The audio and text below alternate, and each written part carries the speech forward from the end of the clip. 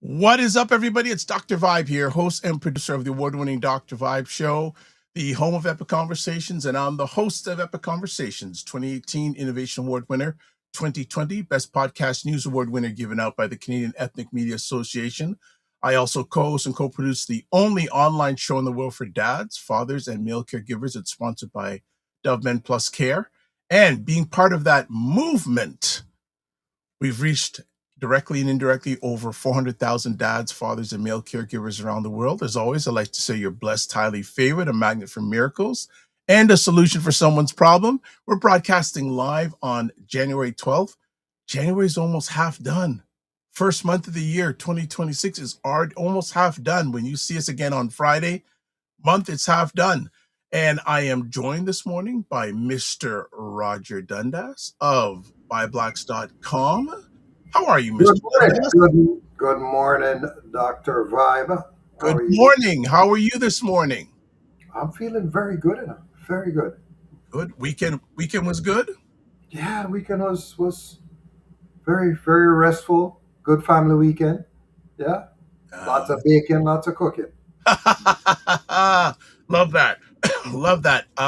So just front load everything to everybody.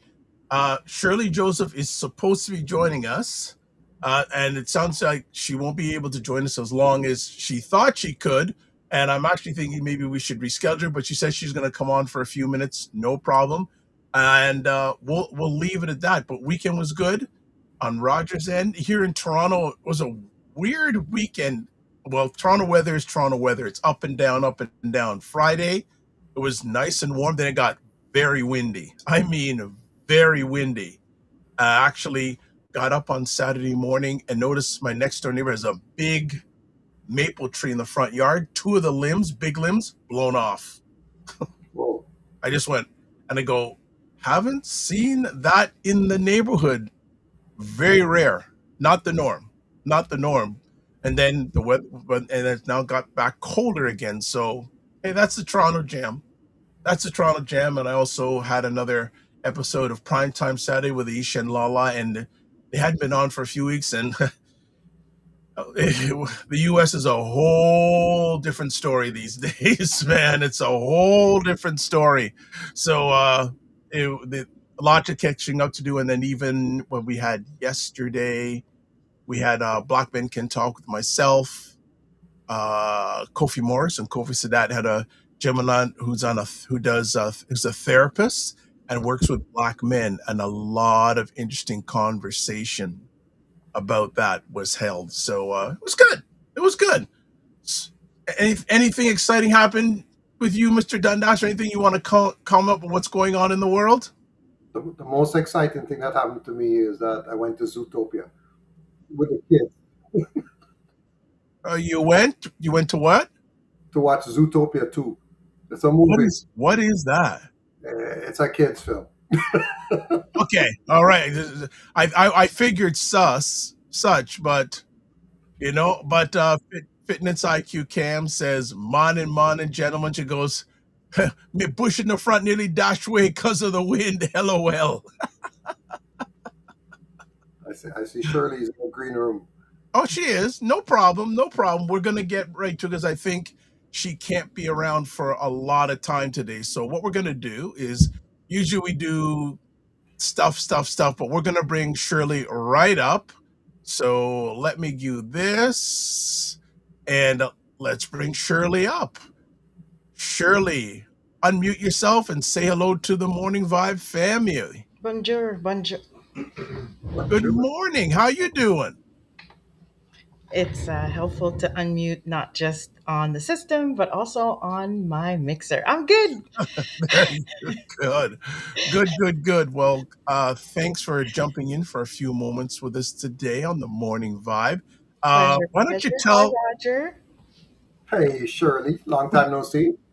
Yeah, same. Yeah, for real. Long time no talk. See, Happy New Yeah. Year to all of you, to Yeah. you, and you as well, Dr. Vibe. pleasure? Thank you. Before we get right into it right quick, can you just tell people a little bit about yourself and why you're Oh, here today? why am I here today? I'm Shirley. I am a podcaster at heart. I'm a social media fiend.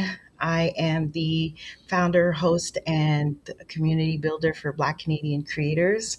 I am a curator of content creators, so I love to let the world know about amazing Black Canadians who create amazing either content creation digitally or traditionally, who lives in Canada, or some expat Canadians, Black Canadians who are creating abroad as well. And yeah, that's what I do. I'm all about letting people know like, hey, we here, and we do some really cool, dope things. Yeah, And also, I through that community, create guides and teach and virtual or in real life events for content creators to connect. wonderful, wonderful. So we're gonna chop it up today about how Black content creators thrive in 2026. And I know Mr. Dundas has some questions, but I want to start off with, from your vantage state, what's the real state of Black content creators in 2026? What's working and what's still broken? Oh, wow, that's a lot. I mean, it's the usual, right? What's working is consistency, consistency, consistency, right? That never changes. That always remains, no matter what the year. Um, I wouldn't, in terms of broken, I wouldn't say broken, but changes. In the content creation world, we really have to, as a content creator, especially if you're thinking of leveling up, is really embrace change because in that world, with algorithm changes and platforms going in and out, and now with AI, you really have to start embracing these kind of new things that comes in and other things that comes out, and so being flexible and open to change is that other side of content creation. Stuff. Roger? Yeah, well, you know what's interesting? So Blacks, in essence, is also a content creator, but more of a legacy nature is what people would say. So we're not. Yes, we do social media, and we have people on our team that do social media. Obviously, the whole team of people doing social media, but it's really core to doing it from a written, from the written word versus the visual word, visual perspective. But what I'm seeing just generally when I look at all the different content creators in Canada is that the ones that are leaning into their uniqueness, I think is the right word to use, and not just trying to copy somebody else's style. They have their own style. They're very unique. They're very consistent, as Shirley said, very very consistent in what they're putting out. But they're in a certain niche, whether it's fashion or food or art or whatever the case may be. They're coming to it with their own voice, and I find that that seems to be working for them. There's a number of people I can mention, but the one I like to mention the most is always Tash. You know, Tash has a very unique way of doing things, and that's her style. I don't know anybody else that does it like how she Oh, does it. Roger, do I have Yes, permission to interrupt? Can you repeat what you said, because your connection went wonky for a few moments? I'm gonna cut the the headphones off. Okay. Is this better? So far, so good. Right, right, right. So at what point did I get disconnected? I would say you were talking about uniqueness, and then after that, it got a little bit garbled. So I Then think you I need. you mentioned Tash. You talking about Tash a Millionaire? Is that who you're talking about? Yes, yes, yes. And her uniqueness is, I think, what drives her success, right? That the way how she communicates and her style and everything is unique to her, right? There's nobody else that I see that does it or says it how she does it, right? And I think that has worked well for her. because she has an audience that then follows that uniqueness, her uniqueness. So Shirley has her uniqueness, um, Maggie, etc., etc., etc. Right. So that's the thing. I think the content creators really need to lean into their uniqueness, in find out what that is and find out how it works and what generates the most interest, and then just lean into that uniqueness and continue along that path. Anything you want to add to that, Shirley, before I give you another conversation piece? Yeah, since you mentioned Tasha, I felt like I wanted to also mention Unsighted Poet um, is another content creator who is unique. And I think it's almost like healing what he does. He's basically a rage rapper. He does hip hop, freestyle, rage rap, and he's this big, melanated Black Canadian with big muscles. And one of the things that catapulted him, like I followed him from him being at 2,000 followers at the time, and now he's at almost 600K followers. And what brought him there was to dance to the song called like Kesha, like your love, your love, your love is my drug. And he dances to it. And what's beautiful about that is to see this muscular Black man who embraces the feminine side, and as a rage rapper, like the non-aggressive side of himself, and giving permission to explore that, to have fun with it, to dance with it. And it's created for even like guys that you would never think who would dance to a song like that to dance along with him. And it's brought him like now to the world where he's bringing that same, like, he calls it the white girl dance, and like all over the world, starting off by him taking a chance on himself and being at the corner somewhere in Toronto. It almost became like it is actually still kind of like a Where's Waldo situation where people are looking for him to do the dance with him. And then now, like I'd say, I don't know where he is now this year, but definitely before the end of the year, he's had a chance to bring that to London, UK spaces, New York, and just all over the world, which is just so, I think it's beautiful, it's fun, but it's healing. And I think it also breaks stereotypes and barriers for all these years that society have always placed on Black men. And to see this man dancing to Kesha doing the white girl dance, and seeing all sorts of ages and cultures who are looking for him or dancing with him or who are just letting go, is such a beautiful thing. And I'm hoping I'll talk to him one day, and I think he is aware on how just not just fun, but how healing and amazing it is that what he's doing with that trend. Hmm. Interesting. Yeah. There's a lot of different roads I could go on that, but I know your time is up. But we need to come You back got and me talk for a about good hour. You got me for a that. good hour. Oh, okay. All right. All right. Yeah, yeah, I'm good. I'm So, good. okay. So, yeah,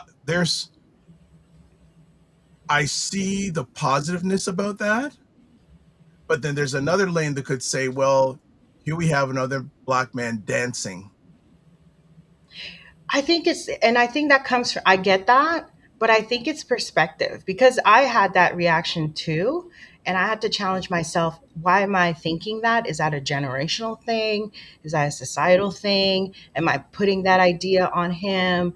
And I had to really explore myself, that aspect, because I get it. You're thinking, oh, some people might react to that to be like, it's giving minstrelsy, and I don't think that is. I think it's, if you look at it, if you scroll through, like I said, I've been following him for a while.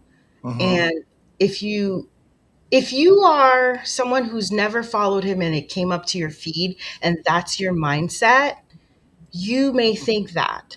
But if you have looked at the history and followed through with everything that he's been doing and what he's about, it kind of washes away, because you understand that there's a fun aspect to it. It is not minstrelsy.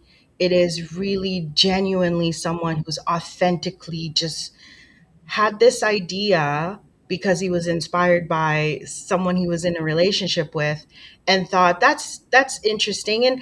And I think in some way it's clever. I mean, is he using this to kind of bring up his name as an artist? Sure, you know, but like I said, as you follow through his feed through time, you start seeing the authenticity aspect of it, and less of that idea of like, well, he's tap dancing. You know what I mean? For everyone else. So yeah, I hear what you're saying, but through time of looking at his feed, you kind of you pick up on the authenticity aspect of what he's doing. Okay, And I think it's smart. I think it's clever. I think as an artist, it's very smart. A lot of music artists are trying to find that find that what's that hook to get people to know me as an artist. There was a band, for example, that they're still, not that they're gone, but there's a band of three white women with the guy who didn't participate in this trend, where they would dance to Janet Jackson, inspired by an old video of middle-aged women who are like, how would not hula dancers, but who basically dance in their basement, and they pick up their choreography. And so these are the challenging questions that I thought to myself, like, if this band of white women who dances to Janet Jackson doing these moves, and they kept repeating that song, like, you see the brilliance, you see the smart aspect of the marketing, um, how they use that type of marketing of repetition and consistency to bring attention to their band. Why would I start thinking on the minstrelsy side of what Unsighted Poet is doing? You know what I mean? Why do some of us think that and not think that's also another clever way of an approach to bring attention to you as a musician and as an artist? So these are all the questions I know for me that I challenged myself when I saw him as well. And as someone who, like I said, as a curator of content creators, I see all sorts of content, not just from the Black community, but that's what I do. That's what I love. I love to always keep my eye on the pulse of what's trending and what's out there. So these are all things to ask yourselves, and I know that I ask myself when I saw and follow his content. that's a. I'm listening to the conversation. I'm thinking, I have a young daughter, and she dances. So there's a lot of dance challenges that she shows me, and there's millions. I would say probably over 1 billion dance challenge videos showcasing every race from every country that you can think of. So maybe for me, that type of patriarchal thinking about seeing a black man dance, it didn't even factor. To be honest with you, it's a non-issue. It's really a non-issue because so many people do it. There's so many videos with people dancing, groups, solo, couples. I mean, it's what's on social media right now. So I really don't really see it as an issue. And for somebody who loves the arts, I mean, I love to see people dance. I love to see people act. So there's nothing in it to me. I don't know. I mean, I'm glad that what's this called, the outside point was able to use that to leverage that to get more followers, and hopefully he's monetizing Well, those followers. there's the other Oh, thing. he's monetizing. Yeah. So that's the thing. I mean, surely the challenge I think that a lot of content creators have is to do what Unsighted Poet did in getting organically an amass a good number of followers, and then being able to monetize it. What I see people doing is trying to monetize at a very early stage. 5,000 followers, 10,000. It doesn't really the ROI for, and I'm speaking for me for buy blocks. The ROI on low number content creators, it's not there unless I'm going to pay a much lower price point, right? But I mean, I can leverage somebody who has 200,000 followers versus 5,000 followers. Who do you think I'm going to go with?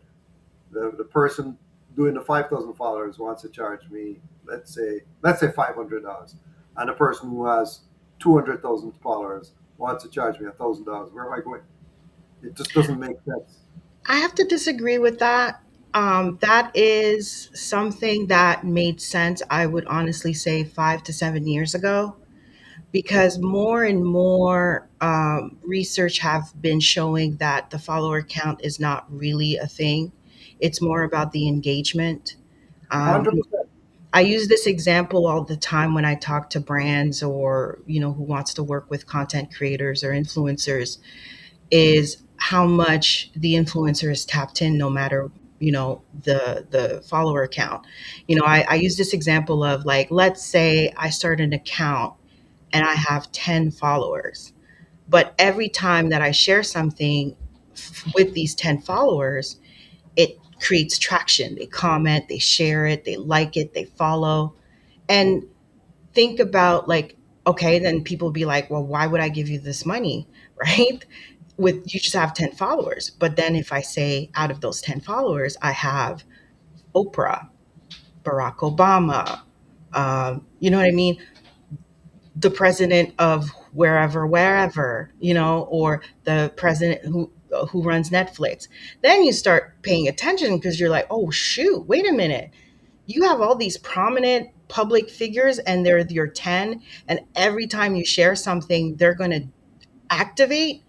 That's actually much more influential than someone who has a million followers and not even hitting 2% of engagement. You know what I mean? So this is something that I always talk about and think and share, and for my clients who wants to work or engage with an influencer, to think about that aspect of the followers versus the Yeah, engagement. I think you're tapping on to the whole issue of the niche market, and somebody having a niche market, and in terms of their followers, they have a niche following that specifically can get to the people that they're looking at. But for us, I mean, and again, I'm just speaking from a BuyBlack's perspective. Even on the flip side of us being the content creator, meaning the media agency, the media company that's working with an agency. The agency is just looking at the numbers, so we get swallowed up. If they have $20,000 to spend, right? And they're looking at, okay, should I put this on the Toronto Star that has 6 million followers or whatever the number is, they're crazy numbers, versus BuyBlacks that has 50, right? Just from a straight numbers perspective, they're gonna make a decision and say, okay, we're gonna go that way first, and that's what happens. I mean, that's what happens to us. I don't know. I mean, I'm speaking from personal experience that when the client approaches us, maybe they may or may not advertise, and then I see them go off in a direction, whether the engagement is high or not, they are just going to the numbers game. It's a numbers game. I feel, they want a higher number. Well, with things like AI, I think I hear what you're saying, but it's definitely changing. And I think there's still, I hope so. personally, I know you mentioned niche, but I don't think it's a niche thing anymore, especially because we are, one of the things, Dr. Vibe, you were asking me, like, what do you see in 2026, is like, we covered that, what's in is human authenticity and rawness and imperfection, and what's out is this whole perfection, like unreal perfection, anything that's out, Yeah, like AI generated. So I agree. authenticity is the new algorithm, and imperfection. But again, I think being in Canada versus the US, and I communicate a lot with US content creators, I think here in Canada there's so much more. It's like, if brands are working just doing follower count, it maybe does depend on the niche, but for the most part, what's growing is brands are getting smarter. They are trying to beat the way to beat AI is finding influencers or brands or companies, or even any type of platforms, media or anything like that, that's a lot more authentic. That's the way to kind of compete with AI. And really, there's a big, and I feel in Canada, an education that needs to be made when it comes to the influential, the content creation economy, which is really take a look, take a moment of looking at engagement versus follower count, because more and more the big Fortune 500 companies are getting smarter and understanding that follower count, it's nice, it's one thing, but if they really want to have a deep strategy that's not just like one post, but having a strategy that's like a good month, they're going to start looking a little bit closer and doing their homework and looking at the engagement more than the follower count. But that's my take on All right. it. Do I have permission to interrupt? We're going to take a quick break. And when we come back, we'll do a little housekeeping, doing a little bit later today. So we're going to do a quick break for about 30 seconds. We'll do some housekeeping, and then we'll come back to the conversation. Hold tight. Watch Primetime Saturdays on Saturdays, 5 p.m. Eastern, where Aisha K. Staggers and Laura Lala Key try to make sense of the nonsense in American politics and culture.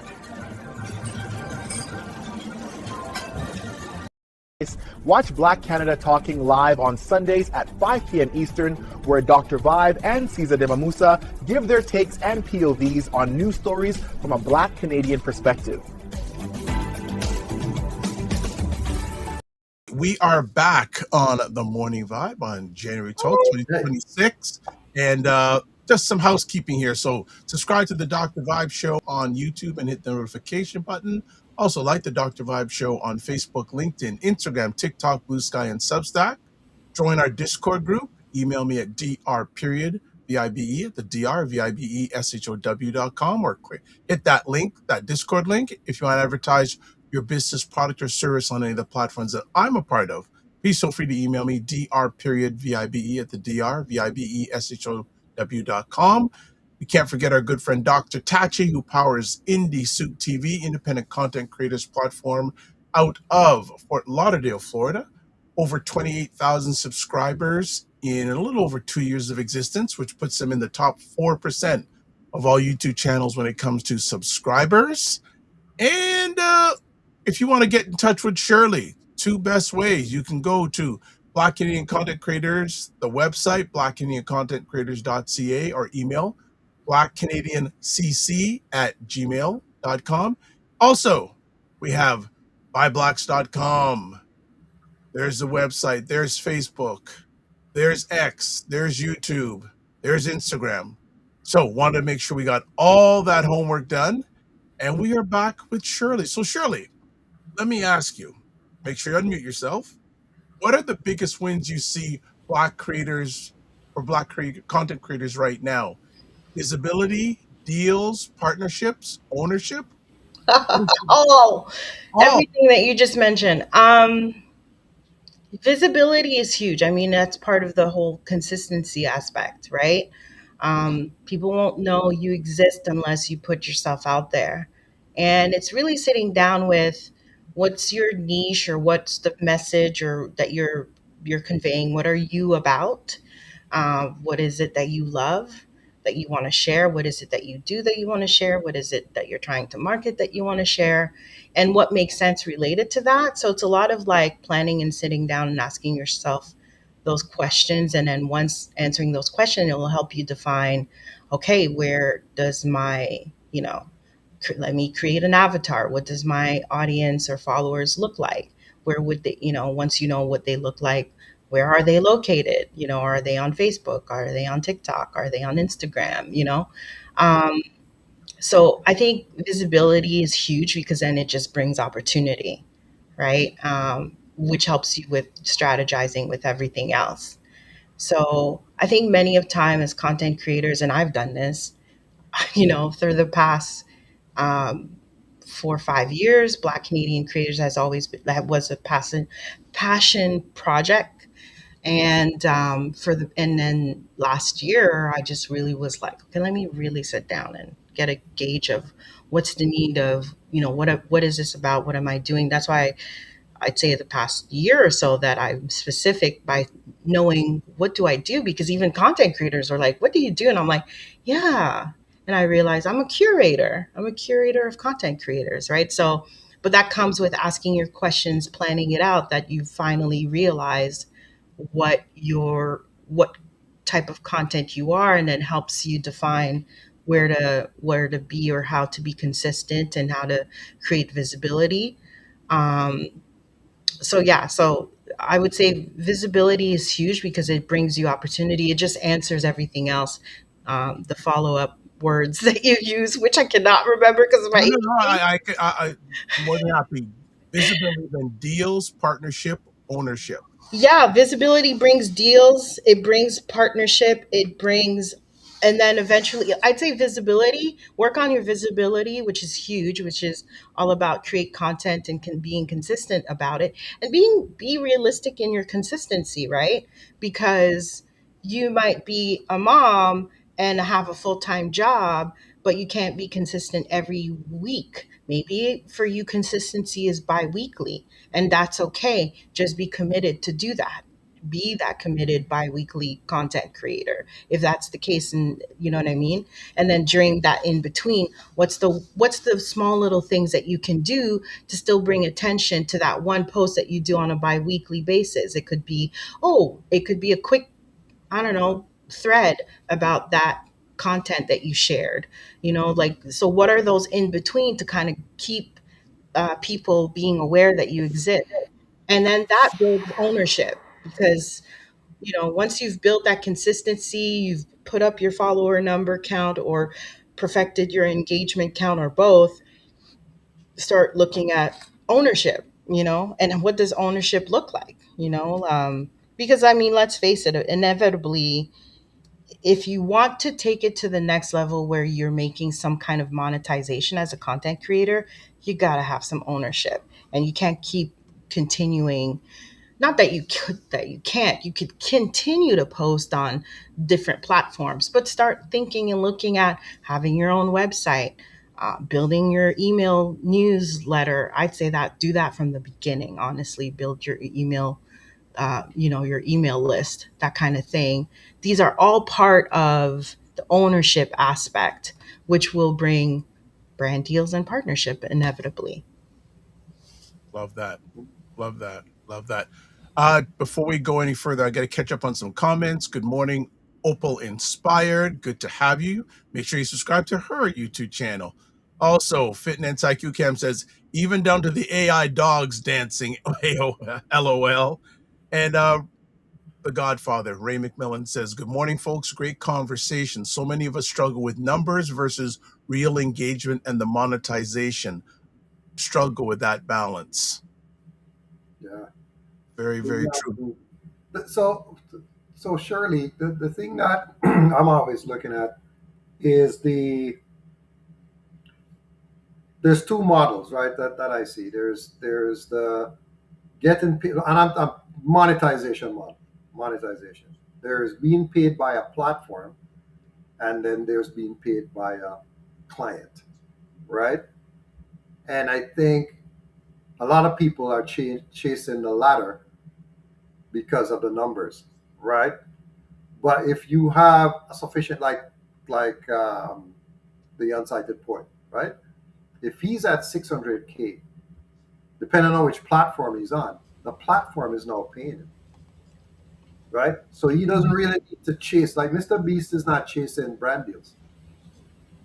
He's They not. come to no, they come to him. Correct. No, no, he's not even. He can not even do it because YouTube is paying it, right? So Yeah, but I mean, he has YouTube. He still is growing his maybe different legs of monetization, right? right, Diversifying. That's the word I was looking for. Yeah, yeah, right. yeah. But it seems like I don't know why, but I feel like the paid by the platform route is really the route to go because I find the corporate side is very fickle. Whereas once you have your numbers, you will consistently get paid by the platform. You won't consistently find the business from the corporate side, even if your numbers are high. I'm going to politely jump in there, but the platforms don't play that great. I know. So I think I So know I'm that. just saying, I think a diversifying is the best way to go. What especially I'm saying because is depends on your numbers, right? Uh, mm, it, it it does, depends but because I don't know that like there's Numbers been mean recent not followers, but engagement as well. So well it's not there's just been followers. it's not just followers and this is a discussion I've had with my own little like I have a little WhatsApp group of content creators that I really trust and we're very close and we kind of share everything with each other and one of the trending thing just before the new year there's a growing number of content creators and that's just not a Canada thing, that's a global thing Yeah. where they have a million followers and they're saying they're broke, they are broke. And I that's a mean, problem. And that's why I was talking about ownership is so important and not being like we might think someone who has a million followers is doing great from these no, not platforms. necessarily. They, isn't yeah, that isn't that an it's insane. individual thing? It's like saying that an athlete is broke, right? Who's on an NBA team. That's somebody who is not able to manage the business of their success in the right way and not able to actors. There's actors that are broke that you see them in blockbuster films, right? So there's something wrong with the team that or maybe there's no team that you have around you. So it's about getting that team in place that can assist you to take advantage of that number because a million followers, you should not be broke. I'm just saying, I'm saying that it translates to all different types of business, even business. I There's hear people you, with, yeah, but in terms of yeah, like being um if we think that just somebody has like, 500K followers and they're making all this money, I'm just saying it's not true. no, And 100%. I right, like agree. we all agree that it's not true. And for the most part, we have may not even have enough to even build a team, right? So it's really is about being savvy. It's about being not silo. One of the biggest detriment of a content creator is not going out there asking for help and not collaborating, not doing it really hurts their pockets. You know what I mean? And we can go into that too because that's something I've had to learn. It's one thing that I've learned to present and curate the content creators that are out there, but also had to learn to you know, who do you include on your team, delegating, but most importantly, who do you collaborate with as a content creator? That is huge in as a that is the what you need to grow business wise, follower count wise, personally wise. You know what I mean? You need to collaborate. Now we can have a different discussion on collaboration because sometimes when you reach out to collaborate, you have to be smart and savvy and aware because there are some people who are leeches and there's some people who wants to take advantage and some people who presents themselves that they want to work with you but they're not really, they claim and put out there that they want to collaborate, but then you do it with them and it's not what's really presented. So that's another whole discussion on how to survive as a content So creator and we have collaborate safely. but um but yeah, like, and I know Dr. Vibe, like what you're doing right now is a perfect example of what we're of collaboration Yep, right now, yep, right? For everyone to witness on this live, right? So, but you're right though, Roger. Like, I think people have to learn all these things in order to be business savvy, in order to protect their IP, to have yeah, ownership, and 100%. all of that to grow and monetize as a content creator. You're right. Collaboration and how you approach the person that you want to collaborate with, and I find that, and I've dealt with I've dealt with thousands of people in Canada, and the thing that I find is that some people approach you very aggressively, right? Like there's people, and Dr. Vibe knows this because we talk about this all the while. They'll say, "Oh, can you partner with me?" mm, Right? And I'm thinking to myself, okay, more than willing to partner. But what are you bringing to the table? How are you gonna? I know what I can do for you, but what are you doing for me? So really, when you look at the partnership proposal, it's a lose win, meaning that I'm losing and they're winning. So that doesn't work. I think when you think about collaboration and partnership, you have to focus on a win-win. If there's not two wins, then it's not going to work. Well, if I can politely interject too, I like to add a third thing. How does the audience win? That's just me, right? Yeah, You know, I'm yeah, with that's you a on great that. I one. always That's say, a great one. yeah. yeah, the audience has to win too, because if it's just between us, great. But if it could damage our reputations, I don't want. I want, what positive value is it bringing to the targeted audience? Ray asked a question. Well, Uh, I'm gonna get to this. okay. So let me just catch up. Dr. Tachi, good to have you here. Says good morning, all. Ray says, question to Roger: as a consultant focusing on monetizing the platform, is more the purpose than monetization of the product service. No, no, I wouldn't say it's more important. I was just saying that if you're at a certain count and you can generate a certain level of engagement, then you can actually rely on the platform to feed you, right? And you don't have to worry about the brand deals to come and feed you. So that was all I was. That's the point I was making. So really, like somebody like Keith Lee, and I bring him up all the while because what he did was unique and beautiful in that he would just go to mom and pop restaurants and review them. And if he gave a positive review, it would do spectacularly well for the brand. And he wasn't looking for any money from that mom and pop person. He was looking to get paid by TikTok, right? So that's what I'm talking about, Shirley. Those are the types of things, Yeah. not looking on the he doesn't want money from DoorDash or Uber or Samsung. He doesn't want any money from them necessarily because he feels that that's gonna prejudice his authenticity, Yeah, it right? creates biases. Yeah, for sure. Right. And Because oh, go yeah, ahead. go ahead. Go ahead. No, no, no. Go ahead. Go ahead.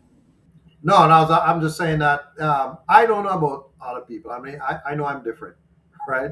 And I'm a strange bird. But when I see paid partnership, I sometimes I just check off because I know that the person is being paid to say the thing is amazing. So I don't know, is it amazing or is it not amazing?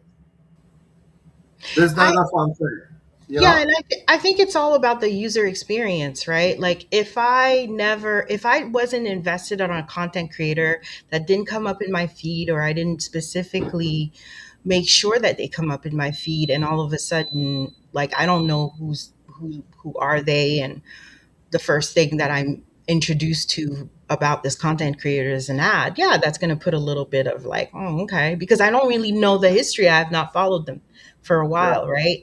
But then if there's someone you love, like a Keith Lee, I'm going to use that as that example, yeah, that he, we all know him for being food related, and then correct. all of a sudden he has an ad related to construction. We're all going to think that makes no sense.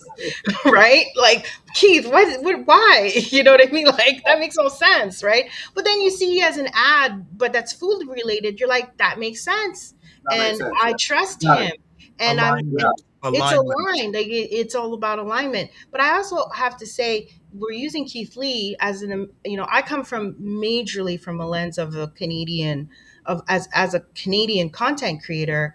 So to go back to that question, and I'm glad that question came up because I wanted to bring that up, is that another way to monetize ourselves is not just, it's great that you get something from the platform, but definitely yourself as a content creator is the products and service.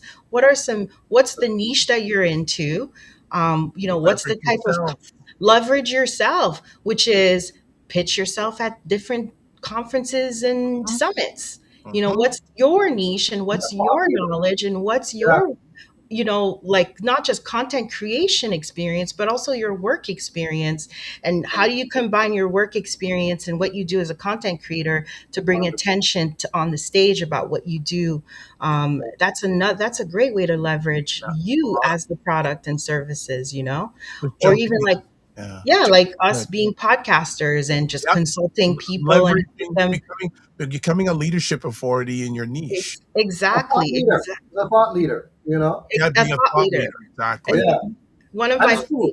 my favorite platform to start becoming a thought leader is start a Substack or Beehive, start a People are missing newsletter. out on Substack. They're like, y'all, like subs. If you don't get on Substack, here's my 2026 prediction here. And that's not just me. A lot of people are saying that. Substack right now, if you don't get in this year, by Too next year, late. it's too late. And I'm already thinking it's a little bit It's too going to late. be saturated. Yeah. So if you want to be an authority in whatever niche you're in, start a Substack. Substack now, Yeah. because Dolly Parton just joined, Kamala Harris just joined.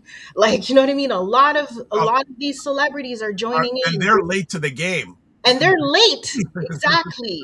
They But just started just before the new year. I think the last quarter of 2025 that they all started joining in. So if you don't get on that Substack this year, first quarter at least, maybe even second, you might even have some authority in second quarter, but by third, you're too late. well, it's interesting. One of the fun things I did last year that I found out is Substack now allows live streaming.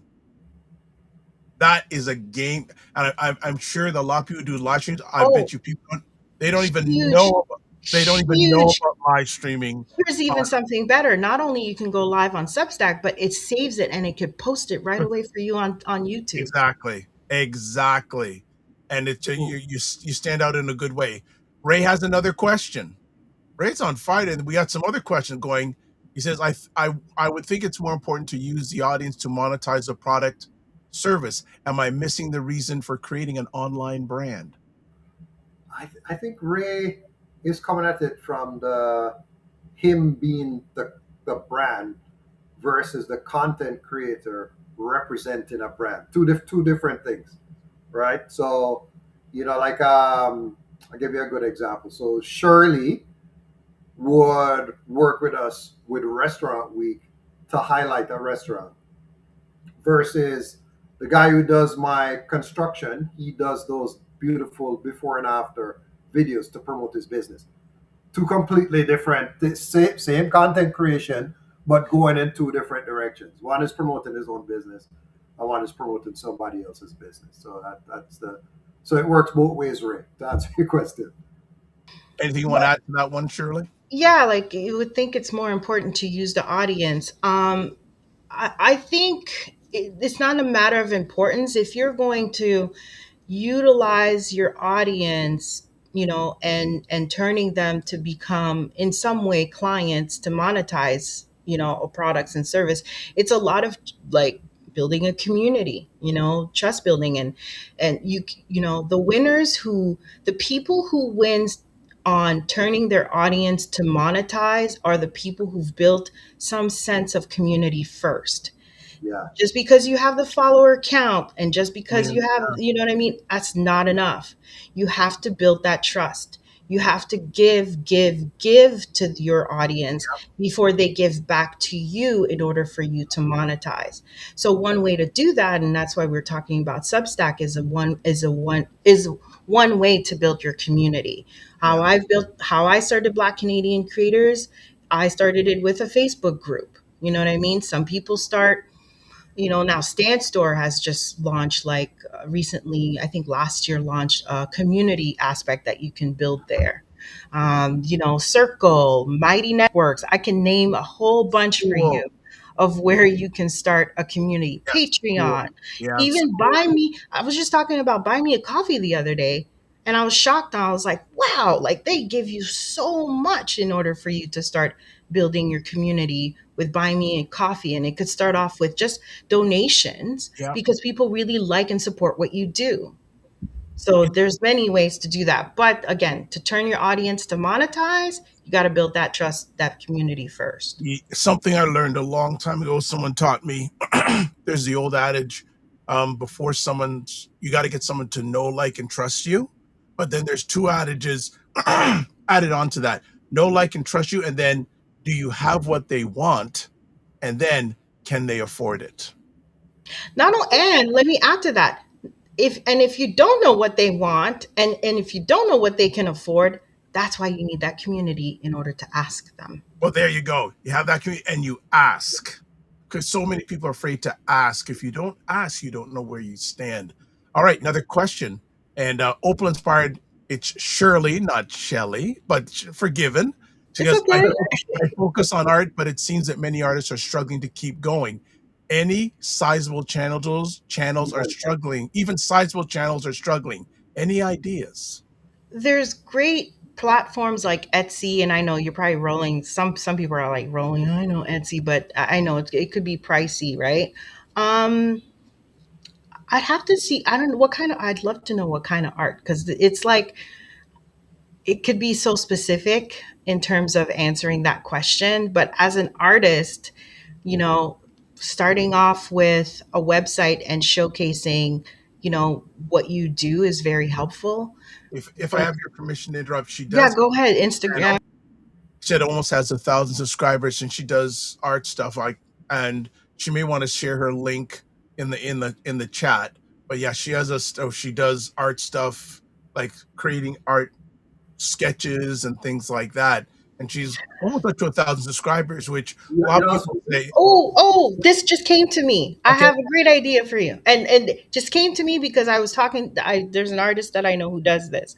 Do you know what's a wonderful way as an artist who's struggling, who needs to make money? Figure out on how to create a workshop, a team building workshop around your art, and then pitch that to Fortune 500 companies. oh, okay, That I was talking to an artist, and this artist not only does that, but also this artist that I know who gave me this idea also hosts paint and what sip. are they no, what does she host?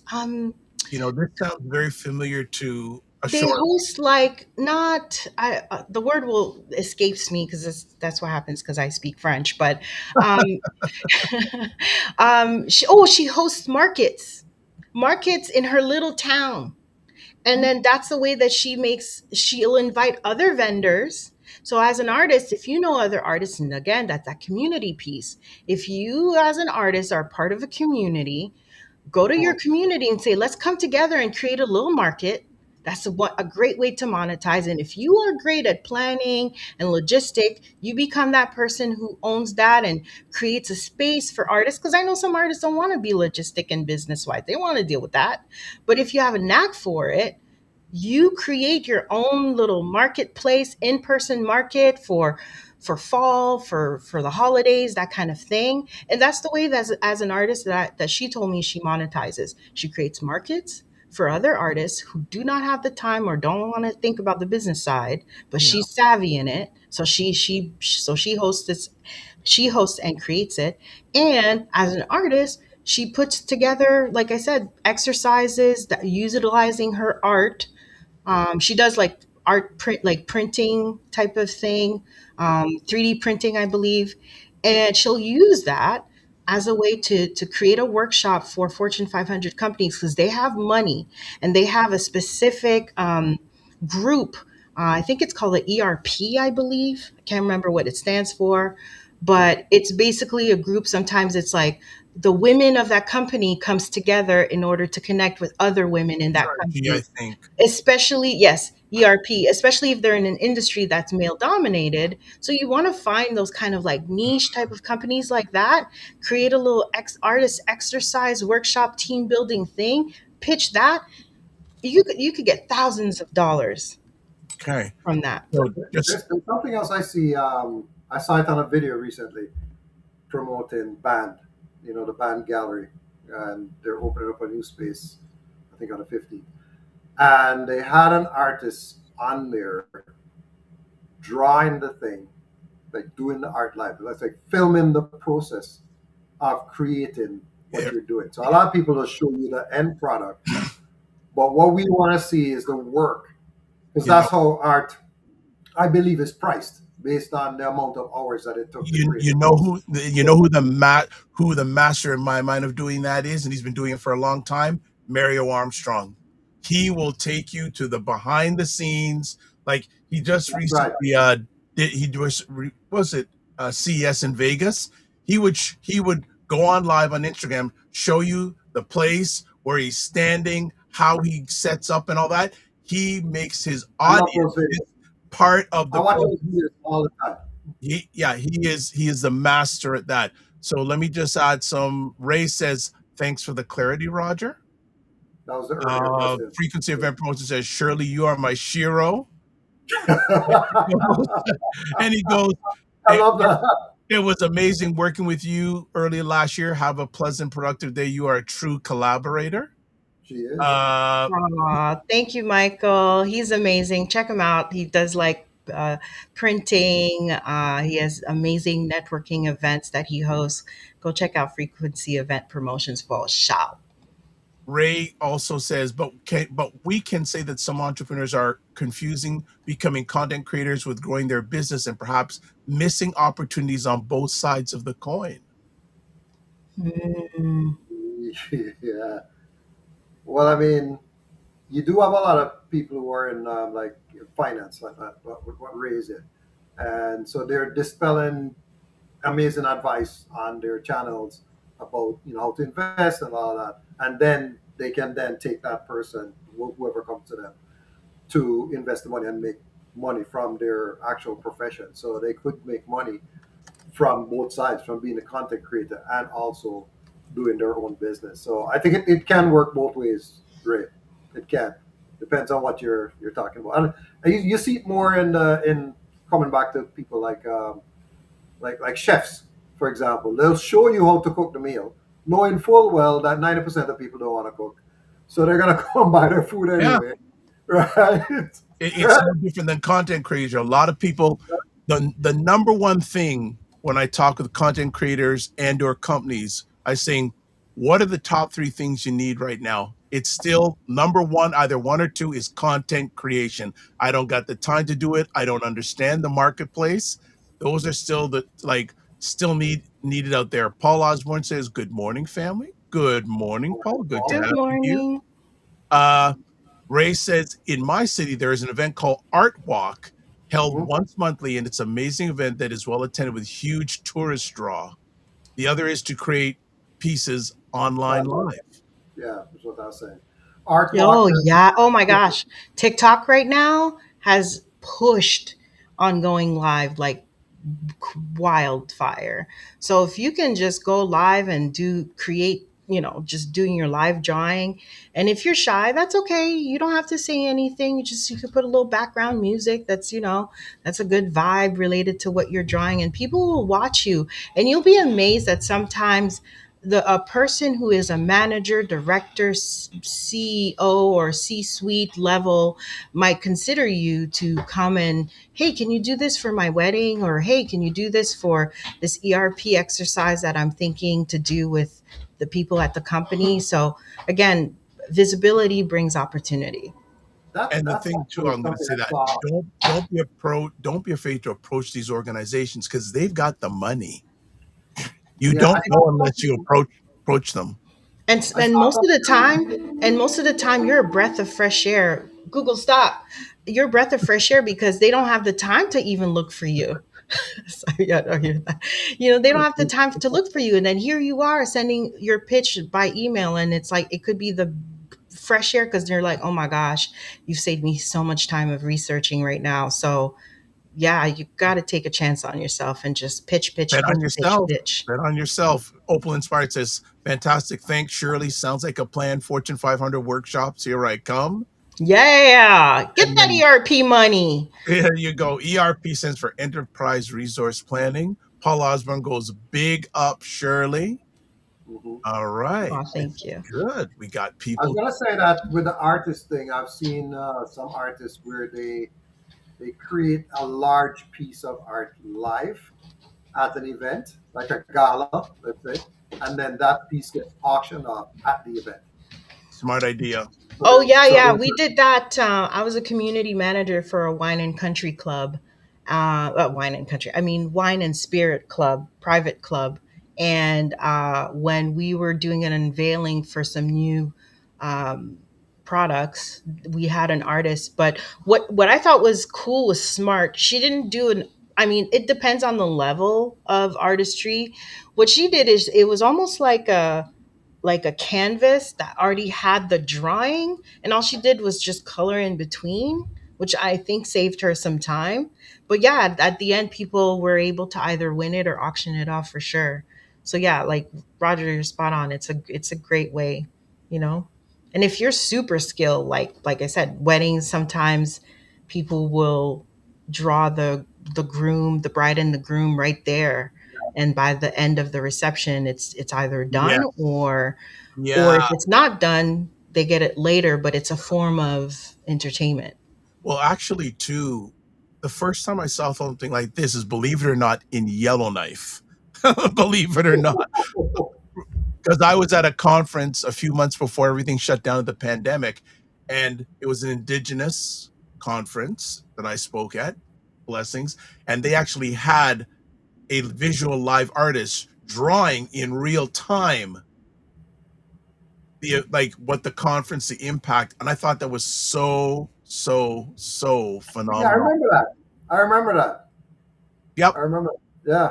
Yeah, and Yeah. just in real time. So when Shirley says a private country club, when I hear private and I hear country club, what's the first thing I think of? Money, Thank you. Money. rich people. Yeah, Yeah. there's money there. Yep. Yeah. There's money there. Opal Inspired says, I really need to get into TikTok. Thanks for all the great suggestions, everyone. Well, it's interesting because I have been chatting with some content creators, especially in the US, who are Black, saying, I don't want to be part of TikTok because of the ownership of the Ellison family and the change in the algorithm. So that's another thing you got to deal with. I know another number of Black content creators that are not on X.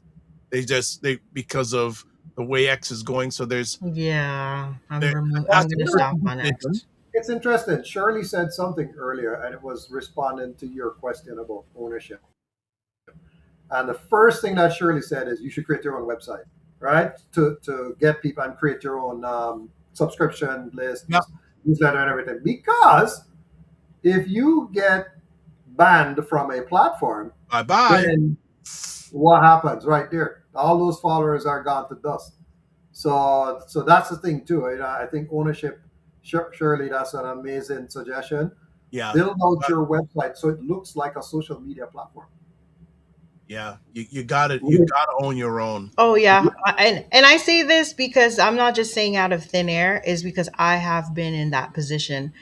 You know, hosting a podcast for 10 years, where my uh, we weren't able to go in because of a social platform, and if I didn't have that website in order to keep communicating with our listeners, I don't know what we would have done. You know, so definitely, not only just own a website, but invest as well if you can afford it. To Hold have on. Very important you said that word there. Invest. invest, because it is an investment. It really is, because if anything goes down, that website can save you. But invest in your website. Don't just get the easiest, affordable startup website plan. Get a Get that WordPress back, website. pay that a little extra, and pay that backup that comes with the website. Man, that'll help you, because and I'm saying this from experience because I did that. And I didn't pay for the extra for the backup, and my Maybe website one day went we need to down. do a show all our want stories and our Oh, personal. I love that. Let's Oh share my our God. wants. Yes. There's so many. No, Tim trust me. Gray says, Look morning. I into think it. I missed most of the conversation this morning, but I just want to say content needs to monetize their brand by live social shopping. That is, I know a number of content creators who do live social shopping via Amazon that make decent money. Well, US wise, they do Yeah. live social shopping. Yeah, and if you sell products, go live on Yes. TikTok, on Yes. Instagram. I used to know a guy, I worked with someone who would sell crystals on TikTok live. Yep. Now, mind you, that person did it 3 times a week for at least 8 to 10 hours a day, No, but thank on you. average was making over 5K, A week? so in that week, yeah. Wow. Yeah. Wow. Yeah. But it Tim take Frey but onto it something, took Tim. go ahead, what'd you say? No, I said Tim Frey, he's onto something. No, that's been around. I've known, and a lot of people still don't maybe not doing it in Canada, but I know a number of U.S. Black And content Asia. creators Asia that have is been doing it huge for for a that. while, That's where I'm Yeah, doing live familiar. Asia. sales through I've seen it mostly Amazon, with Asians. I've seen that right? most. Dr. Tachi says, yes, it's so important to have audience funnel to a platform you actually have control of. Ray has a question for Roger. Does Buy Blacks have any plan to build out to include a No, social media I can say platform? no. I can say no. Okay, there you go. Yeah. Uh, It's big. I just heard recently that there were three new Canadian social media platforms that are under development to compete against Meta and TikTok. But I interesting. think a lot of this ongoing battle with USA and Canada and Canadians not wanting to support Meta and Yeah. American. So stay tuned for that. I can't remember the names of the platforms to be honest with you, but I did see something come out. Yeah, I know a few names, but that is going to be, that's funny you mentioned because we talked about the trends. That's a trend that's happening already in movement and going to keep moving on 2026 is that because of AI, you will see so many people, companies, brands creating their own social platforms for sure because Mhm. of, that whole Grok. You heard in the news about that whole Grok Oh thing. boy. Oh Yeah. boy. So there'll be more of that stuff that comes out that it's just going to push communities now, to have their own social platform. I know a lady who runs Muslim moms and they have a whole over 100K. What? Uh, yeah. She has and she's That's in a good Canada. market right there. Yeah, she is, and she's in Canada. I met her at an event like last year, sometimes last year, but I was shocked. And that is a perfect, like, if you have 100K moms who are Muslim Oh, you're from all over the ching. world, you can have you If could you do start it your own properly, social platform. Yeah, ching, ching. If you yeah. have the right business model and the right execution, ching, Yeah, yeah. And then ching. and ownership. And if you don't want a website, another form of ownership is to, you know, instead of hiring, if you don't have enough to have someone build a platform from scratch, there are platforms like Mighty Network or Circle, and you pay a monthly. So if that goes down, you could get on their cases because you're paying on a monthly basis, not chump change. You're paying a lot, and their job is to make sure that that site maintains and that site is still going. So that's another way of ownership. Anytime you have to pay a platform for your IP and your content lives in, that's ownership because you're paying a monthly. You don't have to get a programmer to start something from scratch for you, right? Mm. So, and then that moves you away from using platforms where you're not paying anything, like all the most popular platforms that we're talking on right now or in at the moment. you Right. know So Dr. Tachi says no angels fire GeoCities websites. Laugh emoji. She goes, she actually does live selling on her Poshmark. Mm.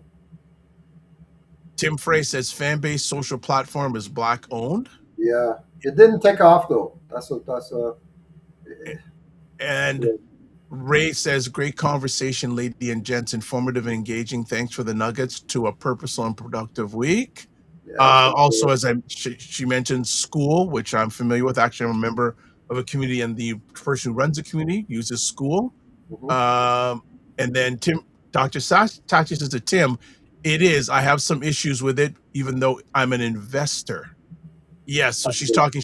She is an investor in In Fanbase. She has some issues with it, and Shijar says school is amazing. Yes, I'm a participant on the school platform. I am enjoying it, and I think it's something that people need to look at. Again, it's an investment.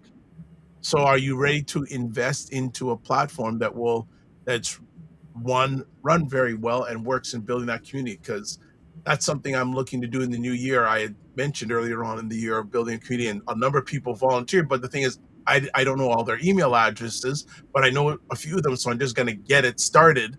And hopefully, when the other people come back and I say, send me your email address, I'm not going to wait for the perfect moment. We're just going to get it done.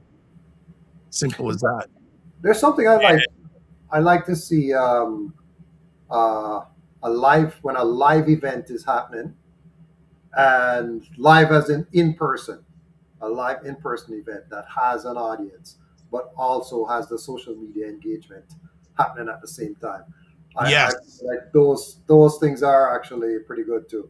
Like Breakfast Club, right? Interesting. A number of years ago, again, I'm going to refer to Mary Armstrong. He was at an event and he was able, and I see it now more events, he was able to do live polling at the event if people who had Right, their phones. I right. thought that was amazing. And I've been at one or two events. I think that engagement, you have people online, you have people in the audience in front of you. That hybrid engagement is magical. Yeah. It's magical. So Cijaras, who I know that is, says Afro Americans is a Black-owned social media platform established in 2023 by Larry Scott. Spill is an invite-only Black-owned social media platform established in 2023.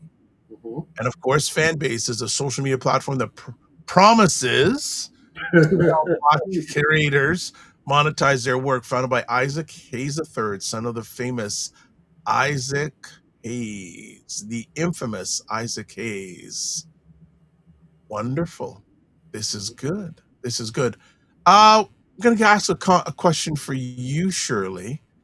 Um, we, what are you hearing from the community in regards to brand deals, platform payouts, and other revenue streams? What are you hearing from your community about those things? Ugh, it's Okay. been the 2025 has been tough, and it doesn't matter the size of content creator that you are. Brands are tighter with their pockets now more than ever this year, because of just the unpredictability of what's going on politically with the U.S. and all of that. So brand deals have gone down dramatically. It doesn't matter, but culturally in the Black community even more. Many, in certain parts, I mean, certain, I'd say some companies in the United States, especially with DEI, that's affected them, being pulled or being not funded as much. So it's caused for a lot of content creators to kind of, some have,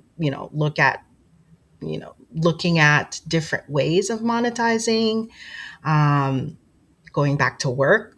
Nothing wrong with that, because you have to think about being smart. I think Well, going you back got to to eat. work, you got to eat, but also it's a way to going back to work and help also support your business, right? Because that's one thing that's not talked about. If you want to be a content creator, if you're a hobbyist content creator because you just enjoy it and it's just a thing you do on the side, that's fine. But if you want to grow as a content creator, it takes money to make money, right? And it takes money to be a content creator in order to use platforms to go live, or to platforms to automate on the latest podcast that you've posted. Like, it takes money. And that's not talked about enough. So these are all these things that a lot of content creators are discovering, and hence why having that whole ownership conversation, and what are some ways that you can start building and monetizing without the dependency of these free platforms that you're using, needs to be discussed further. And what's the best way to do that? Like, I like that school was brought up, because school at the time when it first came out, it was like $90 a month or something. And they've listened, and the thing is, they took the time to listen to their users, and now they have a $9 a month. So you could start off monetizing with $9 a month and bring your knowledge to the table and build that community. You could start off building that community first, and you don't have to charge anyone, or you could even just charge $1 just to have some Yep. sense of commitment from your community, um, as an alternative way of being dependent from brands, right? Some content creators, if they've grown to be having, at 100K, 200K, are starting to have their own products and services, right?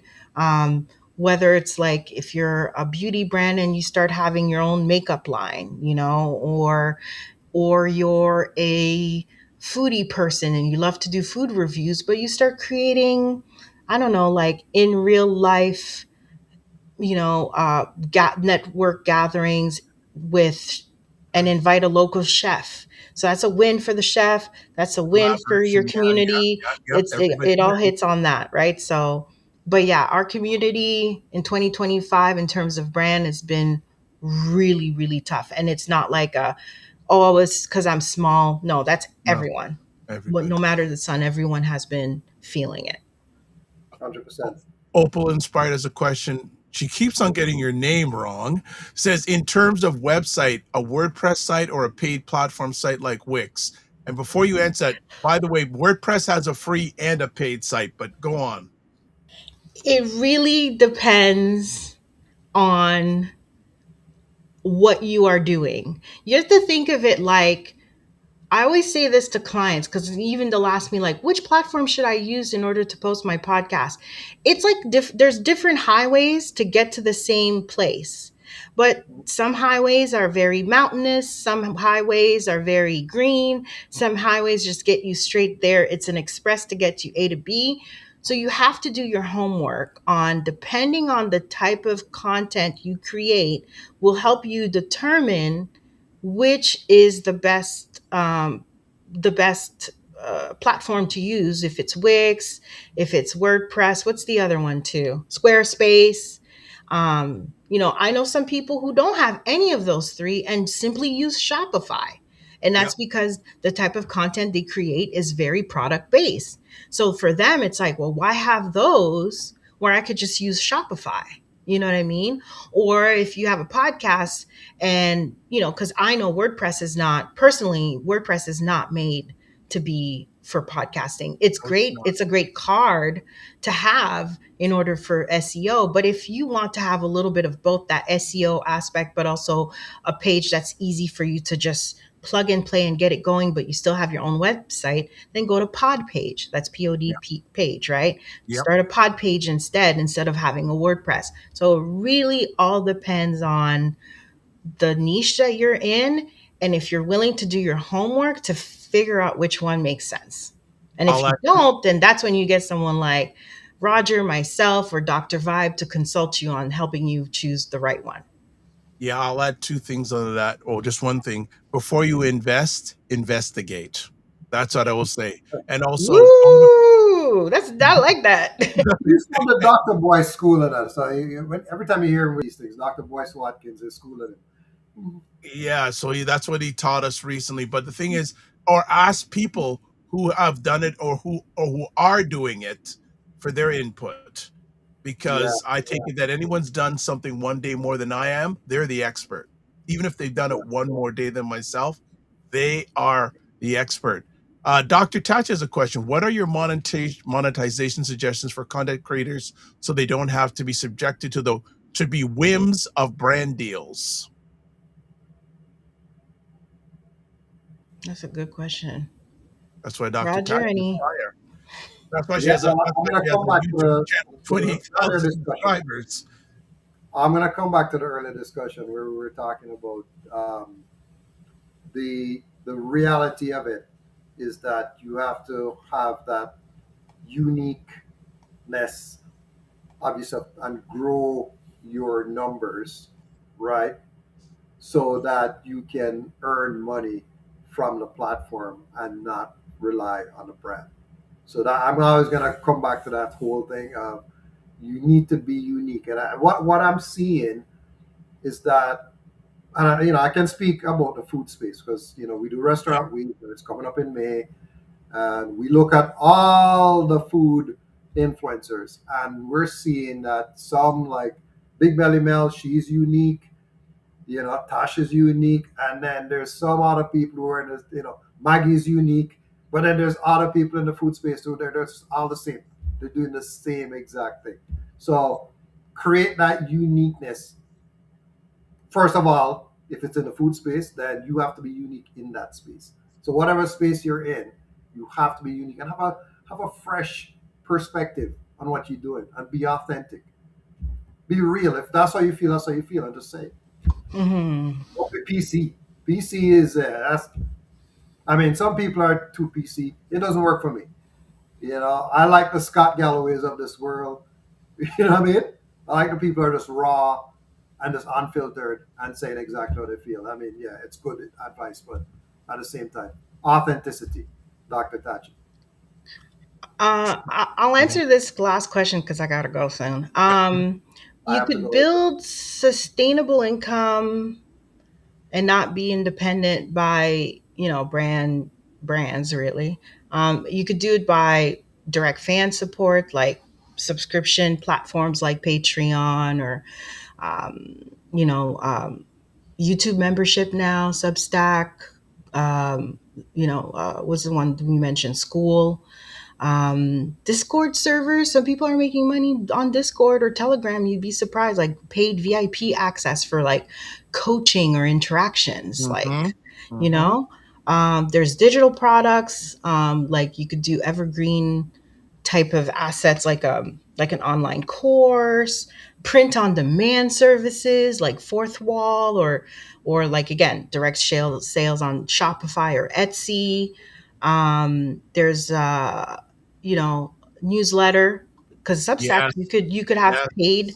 a paid version and a free Paid version. newsletters. Yep. Yep. Sponsored Hmm. by. Yep. Yeah, so Substack Beehive allows you to do those things. Um, um, there's like super chats, just even using that word super chats, and think of how can I create a super chat and get people, to create like a membership baseline. That's kind of like a way to create like passive income. So these are like all the different ways, right? But also you have to think about outside of the digital realm. What are some things you can do in real life? Yep. Workshops, collaborating with your local, creative studio kind of thing. You'd be surprised too, and that's something that I'm investigating, and I've already actually started. What am I saying? I already DM'd a few, but sometimes Google, Shopify, Amazon, those spaces, sometimes they have spaces that you might be surprised that they'll open for you Yes. to host at their space in order for people to discover that not only they exist in your town or city.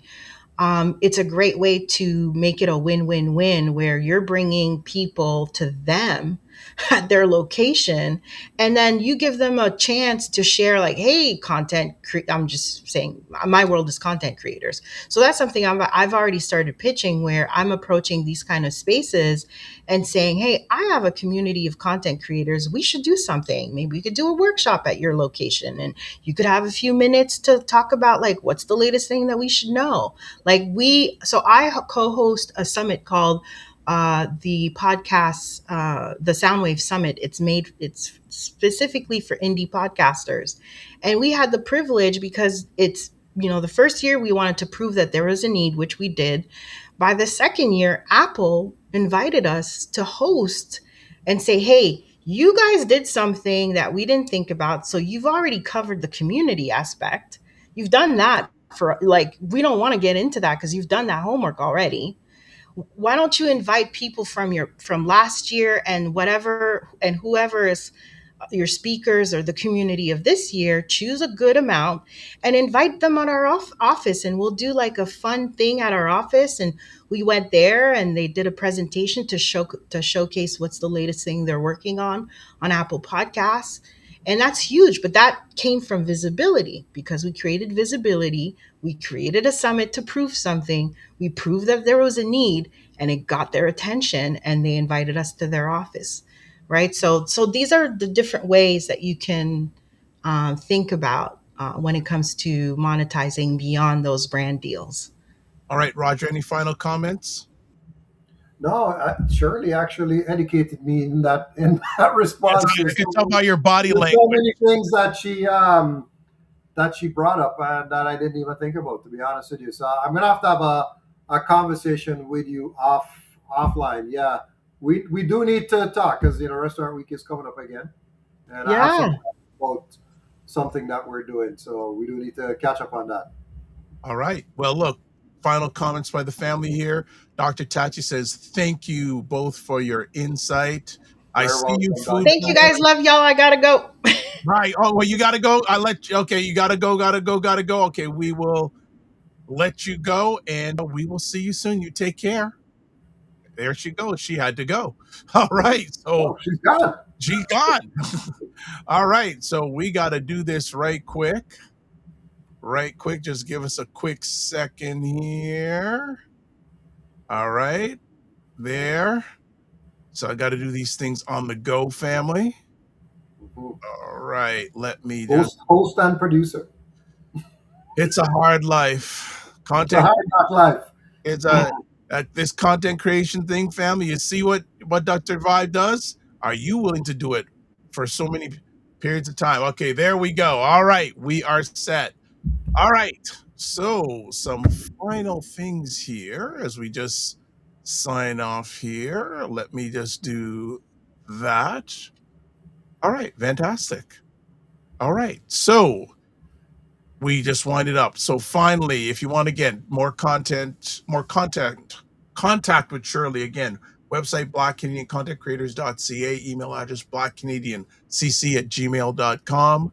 There's the information for Roger Dundas and Camille Dundas' wonderful endeavor, blackbyblacks.com. And again, most of these things are in the comments section. Again, being a content creator, I want to make sure I supply information to y'all. So you don't have to say, oh, I can't get it from the screen. You can get a hold of Ryan at ryanoneilknight.com. That's Knight with a KN. If you want to find out more about me, you can catch me at toplink.cc / excuse me, the drvibeshow.com. And you can watch replays of this epic conversation on the Dr. Vibe Show on YouTube, Facebook, and LinkedIn, and Afro Caribbean Business Network on YouTube, and Ryan Oneil Knight on YouTube. Coming up on Friday's show, Unique Russell, immigration lawyer, is back, and she's going to be talking about why it may be a good idea to have a second passport. So when I said that to Roger before we went live, he sort of went, and you just heard him there going, huh. I have 2 passports. There you go. So look at this. And Fitness IQ Cam, final comment says, content creation is something I'm ready to delegate the task to someone else. Many people are. Many people are. So let's finish it off. Live your life as a dream. If you can dream, you can make it. Sometimes you have to get small to get stronger. Block assumptions. Aim bigger, aim better, aim higher, aim wider. Love, faith, and respect. Don't just manage your time, manage your energy. Remember to give yourself grace. If you're not making money, make history. Try to do both and make it better. God bless. Peace to you all. Keep the faith and walk good. Peace.